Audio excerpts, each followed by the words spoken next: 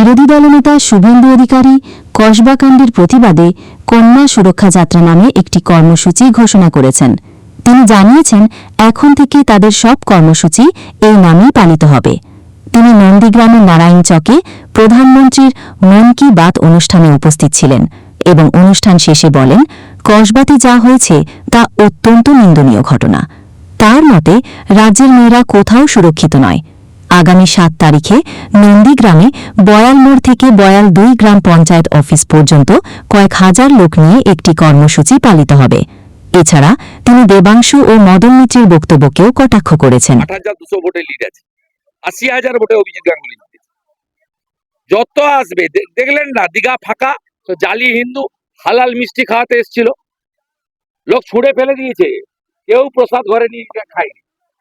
হ্যাঁ, খায়নি। শুনুন, যা ঘটেছে কসবাতে নিন্দনীয় এবং সামগ্রিকভাবে আমাদের রাজ্যের কন্যারা মমতা ব্যানার্জির আমলে সুরক্ষিত নয়। আগামী দিনে কয়েক সপ্তাহ যত কর্মসূচি আমার হবে, আমি কন্যা সুরক্ষা যাত্রা নামে করব। আমি সিদ্ধান্ত নিয়েছি, কন্যা সুরক্ষা যাত্রা নামে আমি এই কর্মসূচি পালন করব। এবং আপনাদেরকে দুটো কথা বলে যাচ্ছি, এখানে এইটা বলে গেলাম, আর একটা হচ্ছে আমাদের এখানে একটি কর্মসূচি ছিল, এই কর্মসূচিটা কন্যা সুরক্ষা যাত্রা নামেই হবে। আমাদের এই ইন্দিরা মোড় বয়াল থেকে আমাদের বয়াল গ্রাম পঞ্চায়েত ২ গ্রাম পঞ্চায়েত অফিস অব্দি আগামী ৭ তারিখে আমরা কয়েক হাজার লোক নিয়ে নন্দীগ্রাম ২-এর এই মণ্ডল এবং নন্দীগ্রাম ১-এর একটা মণ্ডল, এই দুটো মণ্ডল মিলে আমরা কর্মসূচি করব। এবং আমার সমস্ত কর্মসূচি আমি কন্যা সুরক্ষা যাত্রা নামে আগামী দিনে করব, কারণ বাংলায় কন্যাদের, বোনেদের, দিদিদের বাঁচানোটা সবচেয়ে বেশি অগ্রাধিকার বলে আমি কালকে গেছিলাম না, এখানে থাকলে মেরে আমি প্লেনে আইন কলেজে ঢুকতে বাধা পেয়েছে অর্চনা মজুমদার, পুলিশের সঙ্গে বাধা হয়েছে, সকলকেই বাধা দেবে, আটকে রাখবে। আমাদের রাজ্য সভাপতিকে আটকে রেখেছিল কাল সারা রাত্রি, কথা বলতে দেবে না, প্রতিবাদ করতে দেবে না, জরুরি অবস্থা ঘোষণা না করলেও জরুরি অবস্থার মতো। বলছেন যে এসব মদ মাতালদের প্রশ্ন আমাকে করবেন না তো। রেজিস্টার মাতাল একটা পদের লোভে উনি একা কেন গেলেন?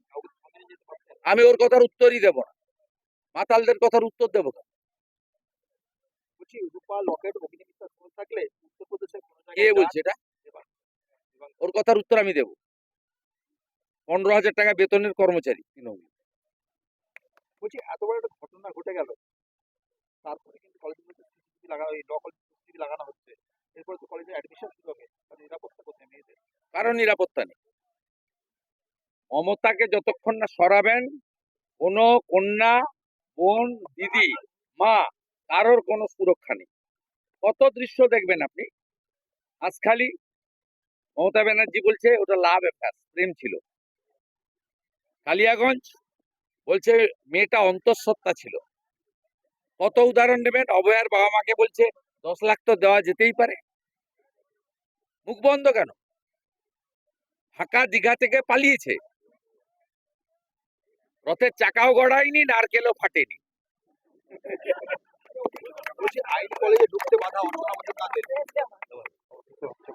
হ্যাঁ, আমি বলেছিলাম লাড্ডু বিতরণ করব, আমার লোকরা করবে, কারণ আমাকে একটু কলকাতা যেতে হবে। আমি এখনই বলে গেলাম, ৯৯ ভোটে ওরা হারবে, মুসলমানরা হারবে, হিন্দুরা জিতবে।